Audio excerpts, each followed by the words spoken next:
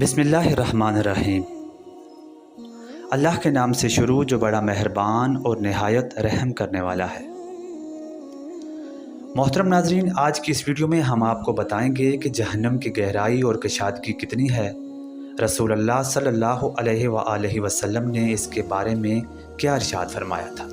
हज़रत खालिद बिन उमैर रज़ी अल्लाह तआला अन्हु फरमाते हैं कि उतबा बिन ग़ज़वान ने एक दफ़ा खुतबा देते हुए फरमाया था कि रसूलुल्लाह सल्लल्लाहु अलैहि वसल्लम ने इरशाद फरमाया कि एक पत्थर को जहन्नम के किनारे से फेंका गया जो 70 साल तक इसकी गहराई में गिरता रहा मगर इसकी गहराई को नहीं पहुंच सका।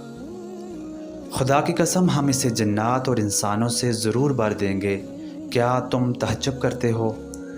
हज़रत अबू हुरैरा रज़ी अल्लाह तआला अन्हु इरशाद फरमाते हैं कि एक दफ़ा हम नबी करीम सल्लल्लाहु अलैहि वसल्लम के पास बैठे हुए थे कि हमने अचानक एक धमाके की आवाज़ सुनी। नबी अकरम ने हमसे पूछा कि क्या तुम जानते हो कि ये किस चीज़ की आवाज़ है।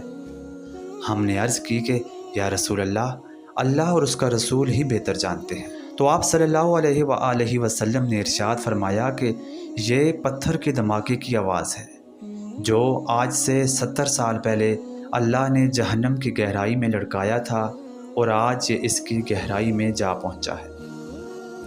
यहाँ पर 70 सालों से मुराद दुनिया के 70 साल नहीं हैं, बल्कि ये आखिरत के 70 साल हैं, जिस पर बहुत से दलाइल दलालत भी करते हैं।